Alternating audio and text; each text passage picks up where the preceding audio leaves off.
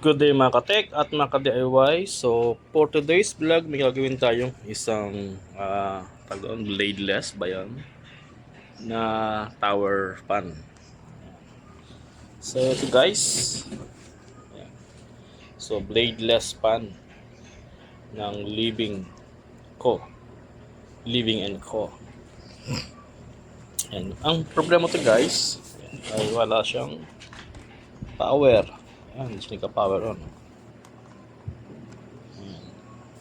So ito guys ay galing ulit sa mga pull out natin. Ayan.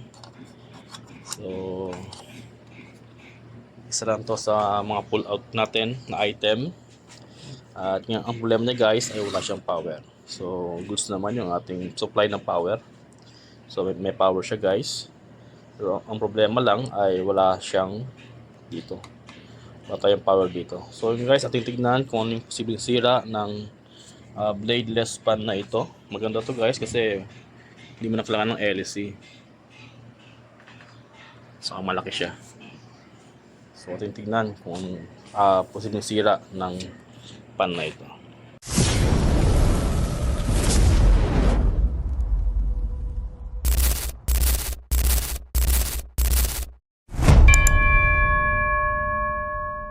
So yun guys, meron siyang filter dito. Kung bago pa eh, oh. So ito yung mga lumang o mga display item. Then ang kanyang pag-ikot ay iikot siya. And yun guys, may tayong apat na screw dito.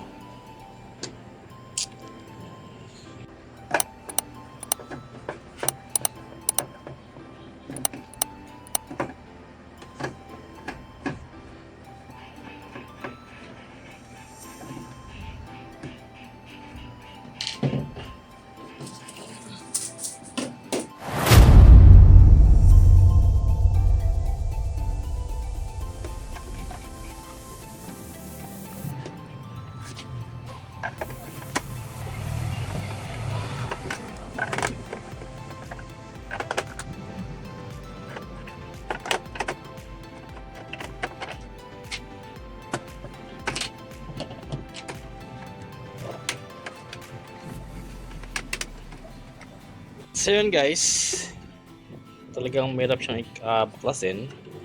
So dito pala siya unang natanggal. May clip siya dito. Kailangan matanggal tong cover niya dito para magkaroon tayo ng access yan sa mga screw natin.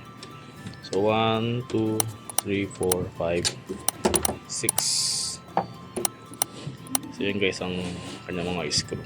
At tanggalin guys ito ang mga screw niya dito saka dito.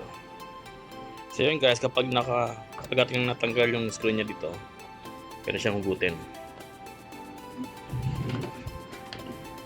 Yun, meron tayong access dito. Then pwede lang screw dito para ating matanggal itong pinaka niya, taas niya. So yun guys, kapag ating natanggal yung dito yung screw saka dito, ito siyang yan ihikitin. At yan ang loob ng bladeless pan na ito.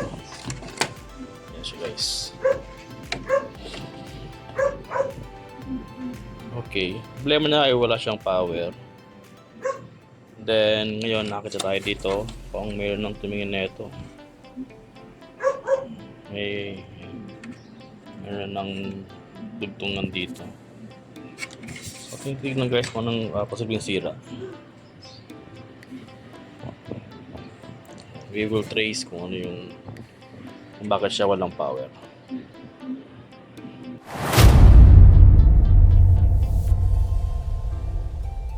Yun guys, so hindi ko na pinakita sa inyo kung paano siya troubleshoot, pero definitely ang ginawa dito, dapat meron siyang ditong supply na 5 volts papunta dito sa kanyang control. Yan, dito sa kanyang control. So ang problema, pag ito ay naka-remove itong kanyang connector dito, meron tayong supply na 5 volts na nakukuha dito, papunta dito pag natanggal ito. Pero nung ating kinakabit at aking check na wala tayo ng 5 volts. Anyway, nakita na naman yung pinaka culprit niya, yung pinaka reason niya ay shorted itong capacitor na yan. Yung SMD capacitor na yan ay shorted, guys. So ako na lang pinag-play ang ating video para at least ay hindi na kayo mag forward. Total naman ay hindi nyo naman pinapanood ng buo, kaya ako lang i-forward ang ating mga repair. Ayan. So yun, guys. So syempre pinaka basic mula sa ating cable papunta ng dito, okay siya. Sa kanyang primary, okay. Secondary, meron siyang 24 volts. Then labas dito ng regulator, meron tayong 5 volts papunta supply dito. Nga lang, kaya di siya nagkaka-power on kasi nga shorted yung ating capacitor at nawala ang kanyang supply. So ngayon, okay, ipapakita sa inyo, guys, na okay na yung ating ginawa. Ayan, oh. Kanina, guys, wala siyang ganyan. Then power on natin. Ayun. At ayan, tapos meron tayong ating bladeless fan. So yun, guys, okay na yung ating ginawa, no, na bladeless fan. Ang problema niya ay no power, pero ngayon ay okay na kasi shorted lang yung kanyang capacitor.